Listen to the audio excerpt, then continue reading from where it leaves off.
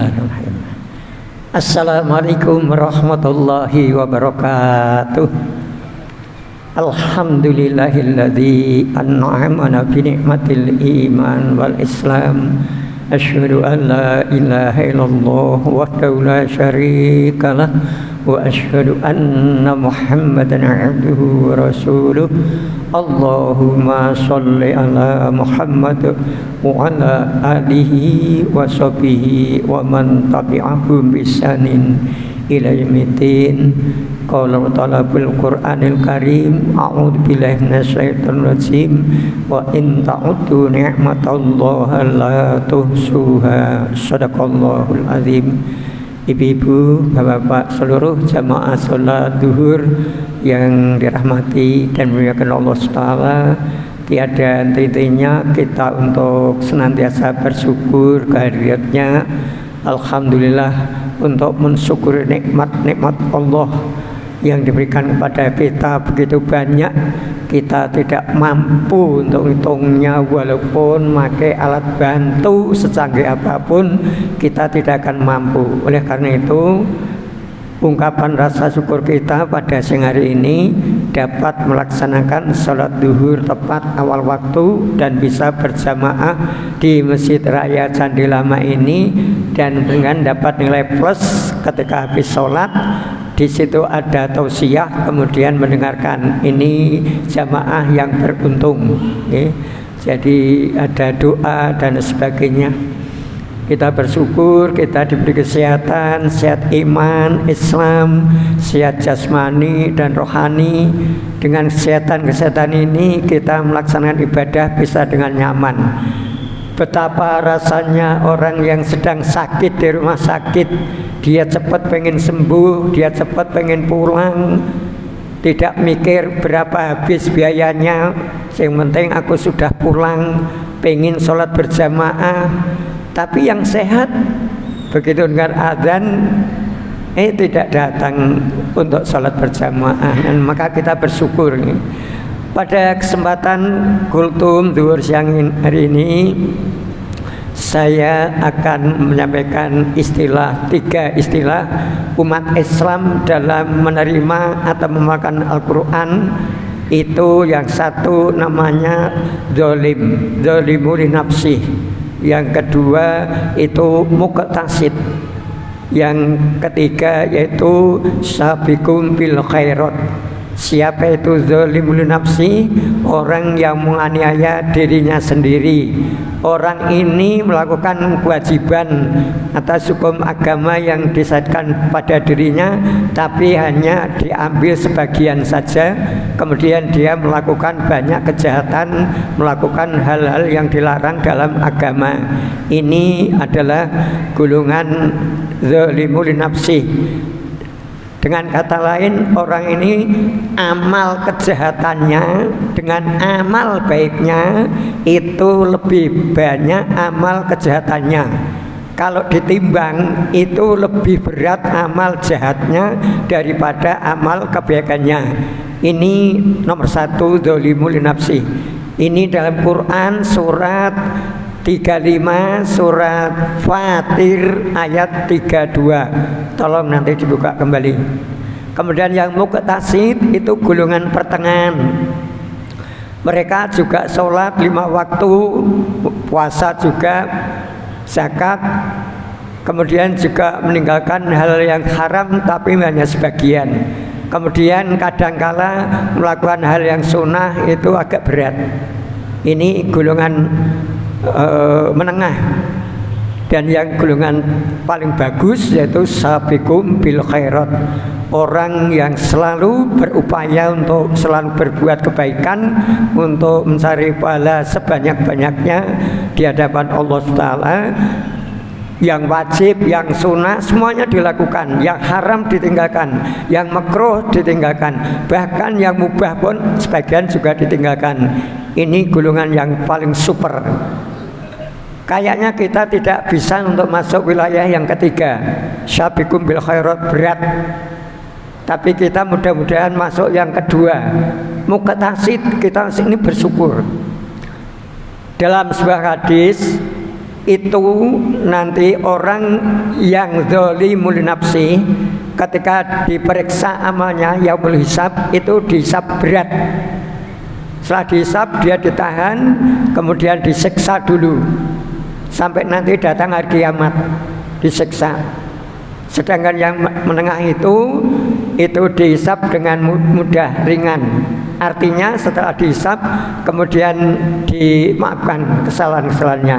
Tapi yang nomor 3 tanpa hisab, luar biasa.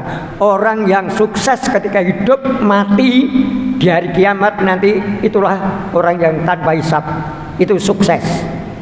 Kalau jabatan, pangkat, kedudukan, harta benda, tetek bengek, itu bukan orang sukses. Karena kalau mati tidak dibawa. Ya, jadi orang yang sukses itu nanti ibadahnya tekun, tidak pernah berbuat kejahatan, kemudian setelah mati dihisab, mati hari kiamat tanpa hisab, luar biasa. Padahal yang namanya hisab itu akan betul-betul terjadi. Di dalam Quran surat Al-Insyiqaq, Quran surat 84, kita Allah berfirman, fa amman utiya kitabahu biyamini, maka adapun orang yang catatannya diberikan dari sebelah kanannya, fasaufa yuhasabu hisaban yasira, maka dia akan diperiksa dengan pemeriksaan yang ringan atau yang mudah. Ketika Aisyah radhiyallahu anha bertanya kepada Rasulullah, ya Rasulullah, apa maksudnya dihisab dengan mudah atau dengan ringan? Setelah dia diperiksa lalu dilewatkan saja atau dimaafkan. Ini mudah-mudahan kita Pak muqtasid. Tapi kan yang musabiqum bil khairat tanpa hisab. Subhanallah. Nah nanti yang zalim itu orang-orang negeri ini yang zalimi rakyat itu nanti diperiksa berat, entah itu haji atau apapun, tapi dia zalim, biar merasakan sendiri nanti. Oleh karena itu mari kita hindari, karena kita ini punya buku catatan amal. Apa tugas malaikat raqib dan atid? Mencatat amal. Dengan sholat berjamaah itu siapa yang nyatat? Malaikat raqib. Berarti buku catatan amal kita berarti nilainya biru. Kalau kita berbuat salah berarti merah. Maka kalau bisa kita usahakan jangan sampai mendapat nilai merah. Dan sekarang ini malaikat juga ngikuti perkembangan teknologi. Wes ora dicatat nggo buku, langsung di kamera juga, besok tinggal ngetok kilo amalmu dulu. Kowe lho ora tau salat jamaah, kamu lho bar salat terus melayu. Nanti akan kelihatan semua. Nih. Nah ini jadi nanti di hari kiamat yang orang itu buku catatan amalnya diberikan dari sebelah kanan, dia itu selamat Pak, dimaafkan kesalahan kita Pak, amal kita seimbang, yang buruk dan yang baik seimbang tapi dimaafkan karena catatan amalnya kanan tadi. Kalau yang kiri naudzubillah min dzalik, disiksa dulu Pak. Nah berdasarkan hadis riwayat Ahmad, orang Islam selama hidupnya itu tidak menyekutukan Allah dalam bentuk apapun, nanti diberi rahmat Allah masuk surga Pak. Ketika malaikat ditanya siapa itu, orang ini banyak membuat dosa besar tetapi tidak pernah menyekutukan Allah, masukkan ke surga atas rahmatku. Ini kata Allah, hadis riwayat Ahmad Pak.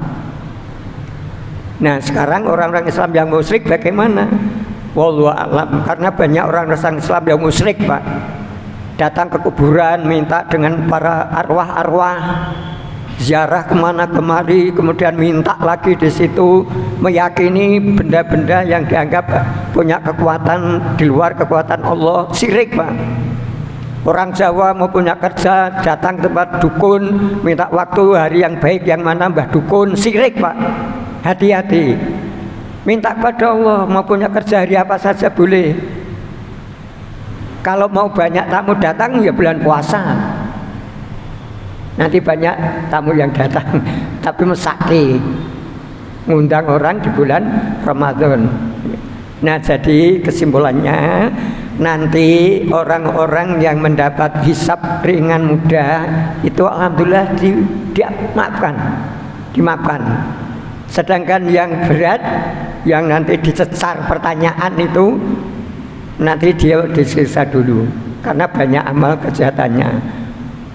Selama hidupnya tidak pernah sholat, Pak, apalagi puasa. Tapi ketika mati minta disolati, Pak. Lucu nama mboten? Nggih, itu karena sudah menjadi tradisi ini. Orang tidak pernah berhubungan kepada Allah, tapi ketika mati minta disolati, masih ada rangkaian-rangkaian dan seterusnya gitu. Tidak ada artinya di hadapan Allah.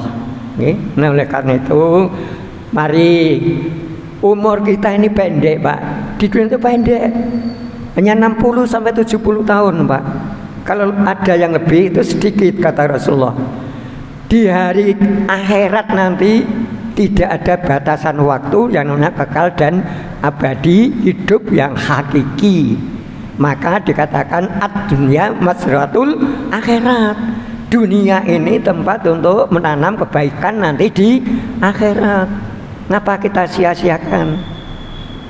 Kita berbanyak zikir kepada Allah, banyak menangis, jangan banyak tertawa.